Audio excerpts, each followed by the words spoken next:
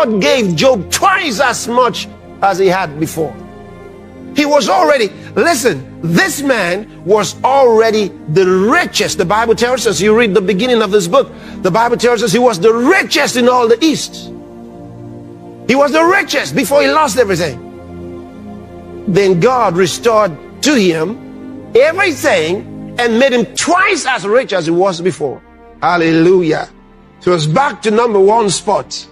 So imagine that you find yourself in such a situation, distracted by many things. The Bible says, likewise, the Spirit, the Holy Spirit, comes to our aid. He helps us in that situation. And he that searcheth the hearts, who is that? God Almighty, God the Father. He that searcheth the hearts knoweth.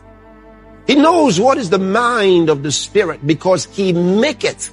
Because the Holy Ghost who's taking hold together with us, the Holy Ghost maketh intercession for the saints. Hello, welcome to my YouTube channel. On this channel, we share sound doctrine and life-transforming teachings from Reverend Dr. Chris Oyakilome. These words of divine revelation, wisdom, and insight are designed to build you into the image of God, strengthen your faith, and transform your life for His glory. If you're blessed by these messages, please like, share, and subscribe to the channel. Also, turn on the notification bell so you never miss an update. God bless you, and welcome to a journey of growth, revelation, and transformation. According to the will of God, He maketh intercession for the saints according to the will of God. That means whatever it is that you're praying about will be answered, because you're praying by the power and direction of the Holy Ghost. See, He's taken hold together. See, He props us up in our weakness, helps us. Glory be to God. He makes intercession for the saints according to the will of God. And when that happens, look at the next verse. That's the result. And we know that all things work together for good. See, when you pray like that, you just know everything is going to be all right. Everything's going to turn out for your good. Hallelujah. And you can get out of there saying, it's going to work out for my good. It's going to work out for my good. You just know it. You just know it. We know that all things work together. See, you can't just claim that all things will work together for your good if you don't pray like this. It's conditioned on the ministry of the Holy Spirit. So verse 28 is based on verses 26 and 27. You want everything to always turn out for your good, then practice 26 and 27. Hallelujah. Oh, this is beautiful. So we have a role to play. If you read in Colossians chapter 4 and in verse number 12, it gives us an example of somebody who prayed like this. Epaphras, who is one of you, meaning that he was from the church in Colossae. Epaphras, who is one of you, a servant of Christ, saluted you. So he was one of their members, but at this time he was visiting with Paul the apostle.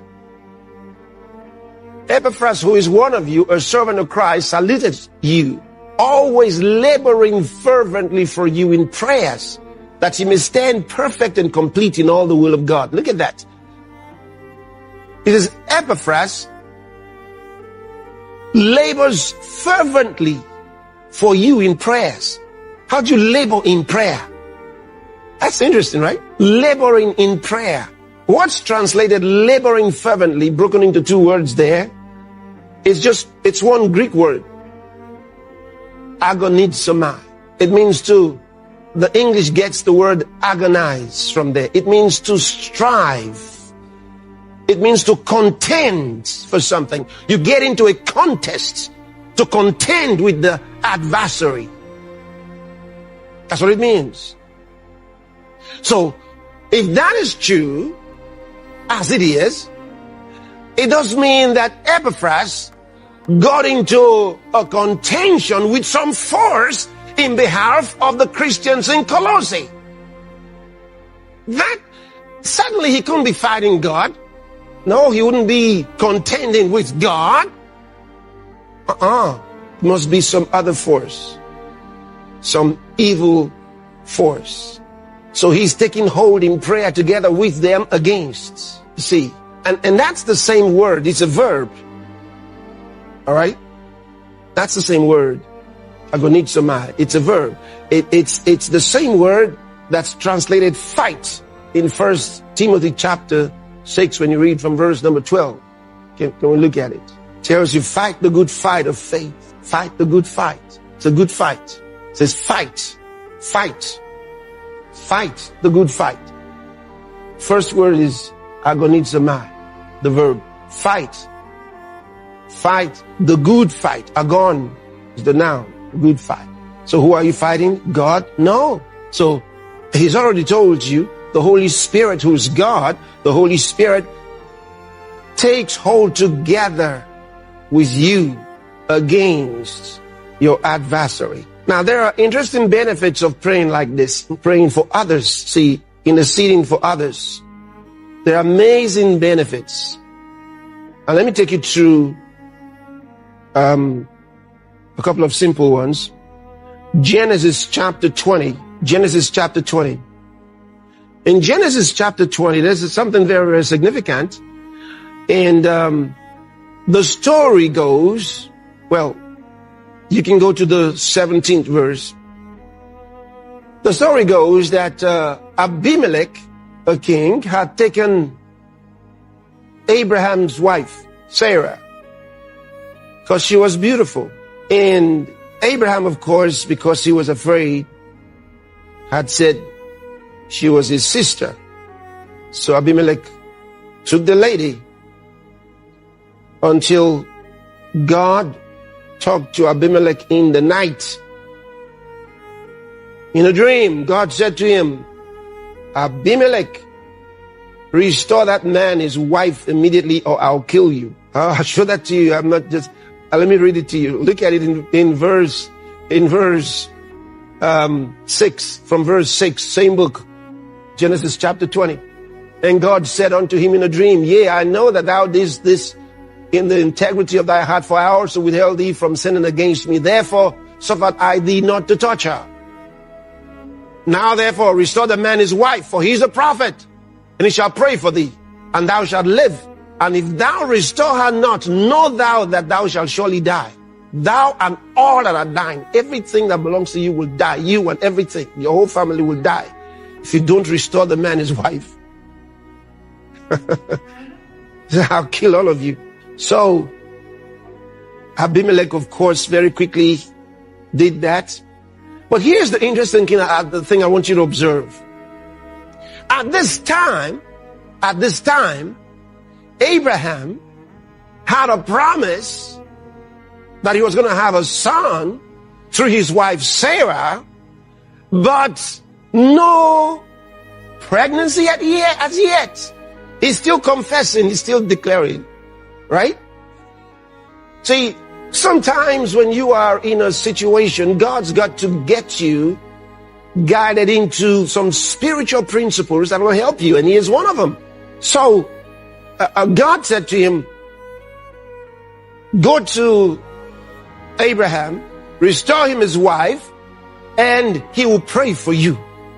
He will pray for you. He will pray for you. So go to verse 17 now. So Abraham prayed unto God, and God healed Abimelech and his wife and his maidservants, and they bare children. All right? Now, that doesn't mean all of them gave birth at the same time. But in fact, the word children is not even in the original, frankly. Okay? Which means that they were able to bear. Because, look at the next verse. For the Lord had fast closed up all the wombs of the house of Abimelech because of Sarah, Abraham's wife. Everybody, including the goats and the dogs, they were all made barren because of Sarah, Abraham's wife. God closed up all their wombs, man and beast. Okay, now look at that verse 17 again. So Abraham prayed unto God, and God healed Abimelech and his wife and his maidservants, and they bare children. Now, Remember, the book was not written in chapters and verses. Look at the next verse. Go to the next verse. After he prayed for them, it says, and the Lord visited Sarah as he had said, and the Lord did unto Sarah as he had spoken. That's remarkable. When he prayed for Abimelech, so that Abimelech's house, Abimelech's wife and his whole house would be able to bear children, it happened for him too. His wife was suddenly also able to receive the same miracle. Did you see that? That's wonderful. That is wonderful. That is wonderful. Glory be to God. Okay, let me show you another example.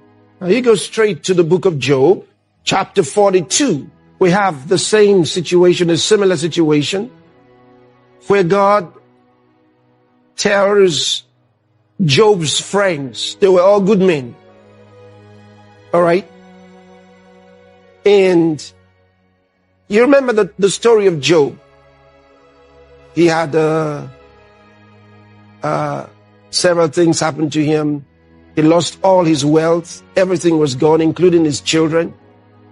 In fact, his wife told him to curse God and die. He had lost everything. And his friends came to see him. And they were speculating about what might have led to his sudden downfall. They speculated on several things and preached a lot of messages to him to repent of some sin that he might have committed, which they weren't sure about. They said to him, you definitely did something wrong. That's why this is happening to you. And finally, after everything, God said to Job's friends, you didn't say the right thing. You were wrong. And God said to them, now you go to Job and ask him to pray for you, because I'll listen to him. I'm not going to listen to you. So they went to Job. Now Job could have said, don't, you've said enough. Please, I don't see any of you. He had an option. God asked them to go to him and ask him to pray for them. He could have refused. It could have been better. I'm not going to pray for you. I'm angry at all of you. But no. Here's what the Bible tells us. Go to verse 10. And the Lord restored the fortunes of Job when he had prayed for his friends. So when he prayed for his friends, everything turned for his good. Because he prayed for his friends. Look at it. The Lord restored the fortunes of Job when he had prayed for his friends. And the Lord gave Job twice as much as he had before. He was already, listen, this man was already the richest. The Bible tells us, you read the beginning of this book, the Bible tells us he was the richest in all the East. He was the richest before he lost everything. Then God restored to him everything and made him twice as rich as he was before. Hallelujah. So it's back to number one spot. Isn't that right? Beautiful, beautiful. But what I want you to observe is that God restored the fortunes of Job when he had prayed for his friends. Thank you for listening. Kindly click on the subscribe button to get notification for our next video. God bless you.